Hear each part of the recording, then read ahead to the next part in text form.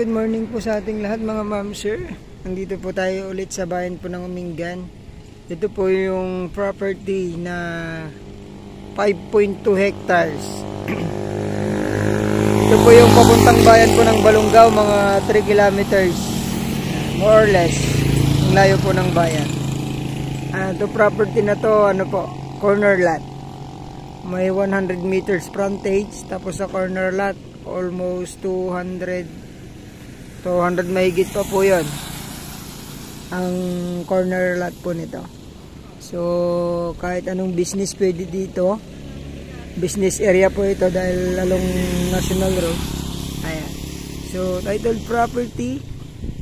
Yung property na to mataas po sa may gitna, dito medyo mababa. Ayan, puntahan po natin, lakarin po natin itong napakahabang frontage nito hanggang doon, tapos hanggang doon, papasilip ko po sa inyo. Ayan po yung umpisa. Pasilip ko sa inyo dito, medyo mababa po dito sa harap, pero pwedeng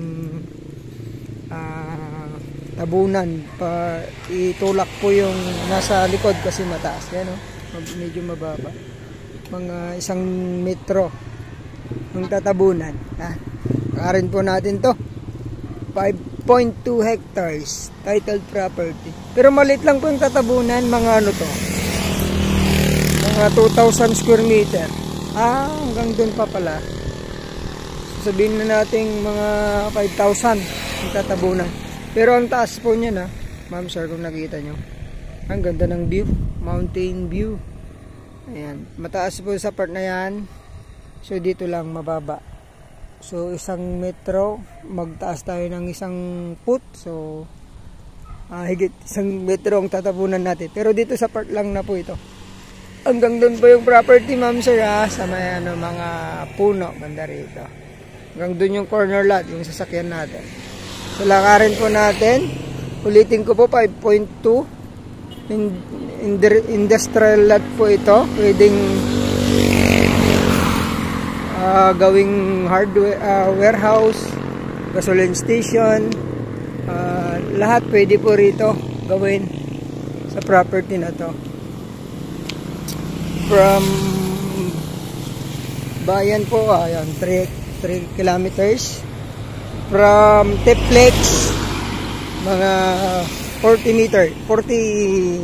minutes more or less ang biyahe from Teplex exit po ng Carmen. From Manila 2 to 3 hours nandito ka na po. So ayan, may mga puno din po ng mga akasya, duhat. Tapos dito sa part na to, flat na flat. Ayan, may mga kawayan.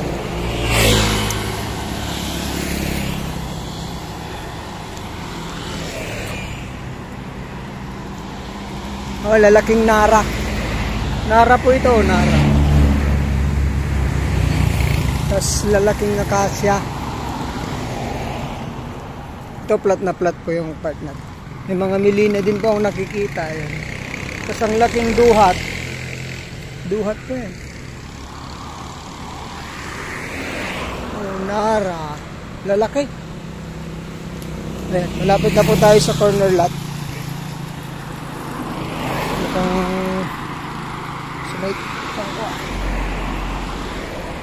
Ayan po, may nagre-rent dito. Ito yung papuntang Sangkintin, Pangasinan. Ito po yung corner lot nya, ang haba. So lakarin natin para makita nyo. Wow, mountain view. Ayan po yung plot. Pwede ditong maglagay ng gasoline station kasi corner lots na. Ayan po. Yung mga akasya natin. Biglang uminit guys. Ay na, uminit. Ang ganda po. Hindi lang natin makita ngayon dyan sa loob kasi medyo masukal. Papasilip ko doon, banda ron sa inyo. Flat. May tatabunan. So mga 5,000 lang square meter ang tatabunan mga ma'am sir. Tutok sa kuryente, internet, tubig. Ang dating bahay po ng seller natin. Direct tayo sa seller, ma'am sir. Kaya pwede tayong tumawad. Pwede namin kayong pakausap agad sa kanila. May mga mangga pa pala. Tapos malalaking sampalok. Lilim lang po ako saglit. Plat na plat dito sa harap. So sa mga naghahanap po ng maluluwang property, business area, parkingan ng truck, warehouse, ayan, pwedeng pwede po ito. Kasya po ang malalaking truck nyo rito, dump truck, 10-wheeler, kahit ano pong ano, malalaki. Ito malapit na po yung sa hospital to na ginagawa ngayon sa May Gonzales.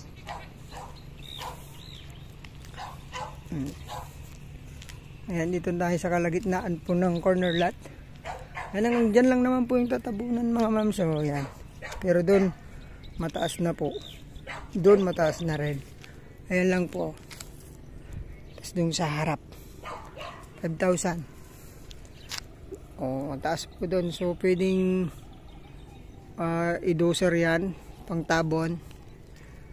O kaya kung may property po kayo na pwedeng gawing fish pond, pwede po.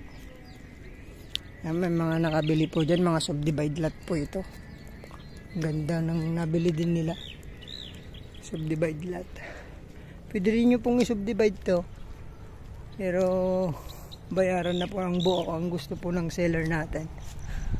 Ayaw po niya ng ano, mga developer na ang bayad pag nakabenta lang. Gusto po niya full payment agad. Pag nabayaran na lahat yung mga bayarin, ayan, full payment na agad. Ayun, yung haba. Oras po ngayon alas 2. Pero okay lang po, para may pakita ko po sa inyo ito yung property na inaalok ko. Ayan, flat. Ang ganda po, oh. Kulang na lang ng pera. Ayan, dito na po yung sasakyan natin. Galing po tayo dun sa may Acacia. Ayan. Ayan po. Ang haba ng ano, corner lot. Pero okay na rin yung frontage po sa National Road. Ayan. Doon pa po yung end. Pinaliparan pala ng drone ni brother. Ano? Tapos mountain view pa. Ang ganda. Tahimik pa po na lugar to. Sa part na Umingan. Lahat naman ng Umingan tahimik.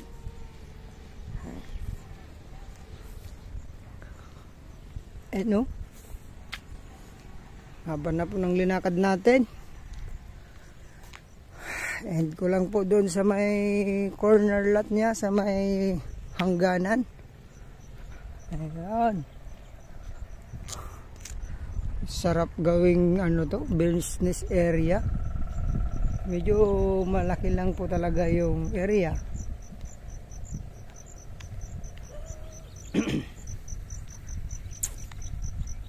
Ayan, yan na po yung ating end ng lupa natin mga ma'am sir. Yan, lagpas po ng ano yan, silong ng barangay. Punta po doon sa may Kahoy, ikot sa Makabahayan, tapos doon sa may Acacia. Tapos yun, doon na po. Ayan. Direct tayo sa seller, 5.2 hectares, one title. Asking ni seller po 500 per square meter. All in hanggang transfer po sa pangalan ninyo. Ayan, sana magustuhan nyo po sa mga buyers po namin. Salamat pong muli sa inyong pagbili sa mga lupa na inaalok namin sa inyo.